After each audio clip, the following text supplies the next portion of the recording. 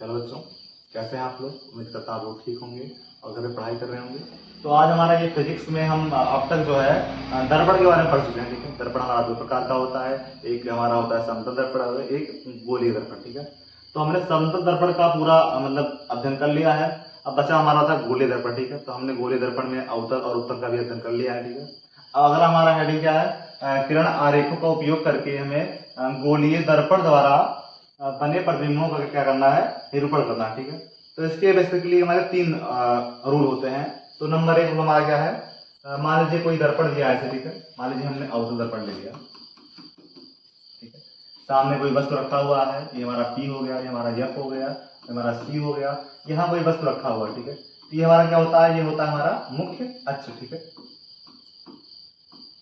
इसमें क्या होता है, रूल नंबर 1 है मुख्य अक्ष के समांतर चलने वाली प्रकाश किरणें, मुख्य अक्ष के जो ये किरण जा रही है, क्या जा रही है, मुख्य अक्ष के समांतर जा रही है। ठीक है, तो मुख्य अक्ष के समांतर चलने वाली प्रकाश किरणें परावर्तन के पश्चात हमेशा मुख्य फोकस से होकर जाती है। ठीक है, मुख्य अक्ष के समांतर चलने वाली प्रकाश किरणें परावर्तन के पश्चात हमेशा मुख्य फोकस से होकर जाती है। ठीक है, और उत्तल में क्या होता है, मुख्य अक्ष के समांतर चलने वाली प्रकाश किरणें परावर्तन के पश्चात मुख्य फोकस से होकर जाती हुई प्रतीत होती है। ठीक है, ये था हमारा रूल नंबर 1। ठीक है, द्वितीय हमारा क्या है,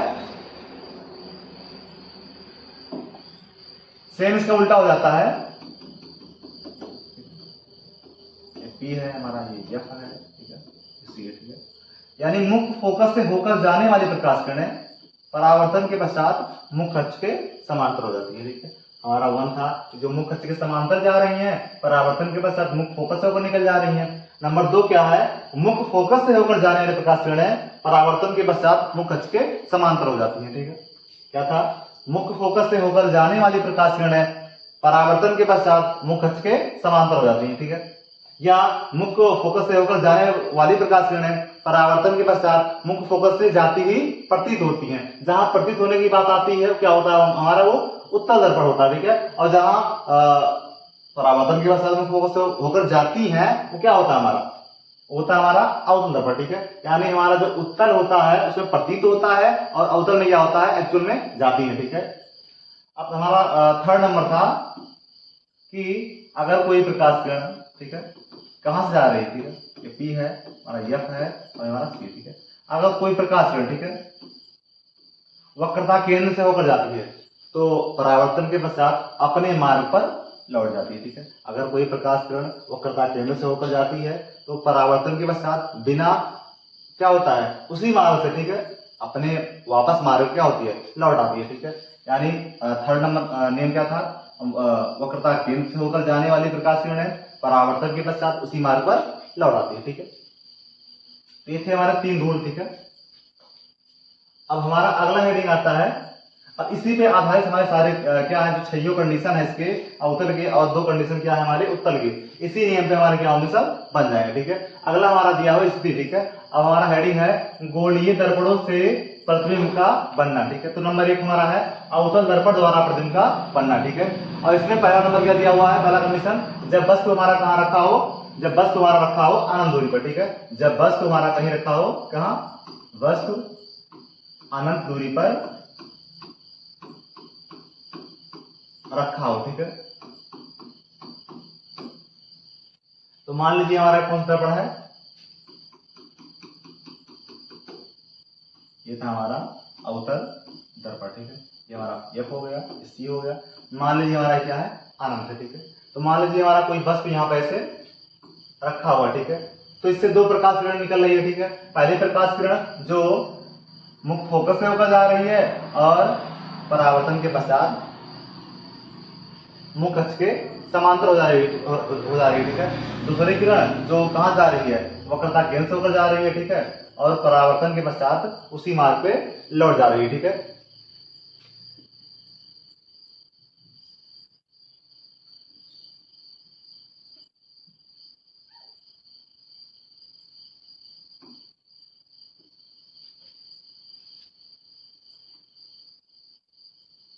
ठीक है, ये दोनों किरणें मिलती कहां है, ठीक है, ये दोनों किरणें परावर्तन के पश्चात मुख्य फोकस पर मिलती हैं, ठीक है। जहां पर वस्तु का, देखिए हमारा वस्तु यहाँ सीधा रखा हुआ था, ठीक है, प्रतिबिंब कैसा बन रहा है, उल्टा बन रहा है, ठीक है। मान लीजिए हमको इसको ए और बी मान ले, तो हमारा क्या हो जाएगा, बी डैश ए डैश, ठीक है। तो क्या है, जब कोई वस्तु कहाँ रखा हो, अनंत पर रखा हो, ठीक है, किसके सामने, अवतल दर्पण के सामने, ठीक है।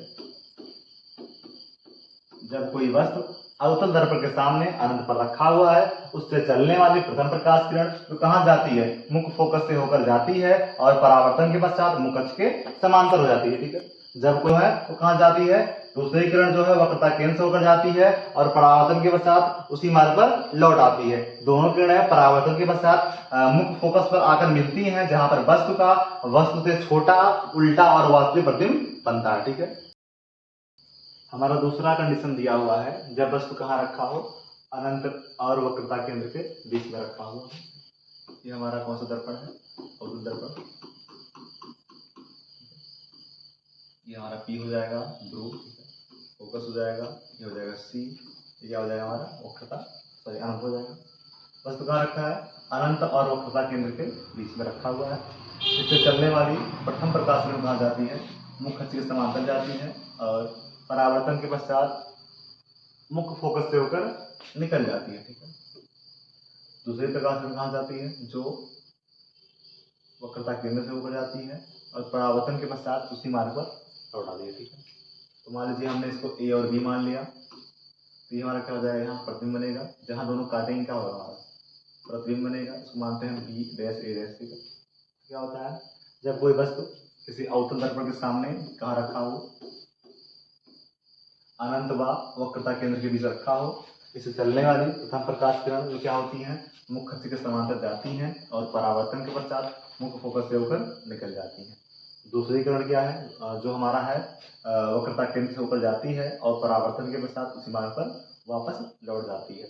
दोनों किरणें परावर्तन के पश्चात जिस बिंदु पर काटती हैं या मिलती हैं, वहां पर वस्तु से छोटा वास्तविक व उल्टा प्रतिबिंब बनता है। अच्छा, कहाँ मिलती है दोनों किरणें, दोनों किरणें मिलती हैं वक्रता केंद्र तथा मुख्य फोकस के बीच में।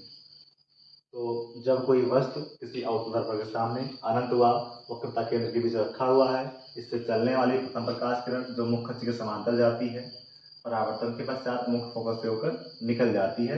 दूसरी प्रकाश किरण जो वक्रता केंद्र से होकर जाती है, परावर्तन के पश्चात उसी मार्ग पर लौट जाती है। दोनों किरणें परावर्तन के पश्चात वक्रता केंद्र तथा मुख्य फोकस के बीच में काटती हैं या मिलती हैं, जहां पर वस्तु से छोटा, उल्टा व वास्तविक प्रतिबिंब प्राप्त होता है, ठीक है। तो ये था हमारा कंडीशन नंबर सेकंड, वस्तु कहाँ रखा था, अनंत व वक्रता केंद्र के बीच में, ठीक है। अब बाकी हमारे यहाँ से 2 कंडीशन हो गए, ठीक है। तो ये इस वीडियो में बाकी जो और 4 कंडीशन है हम अगले वीडियो में पढ़ेंगे, ठीक है।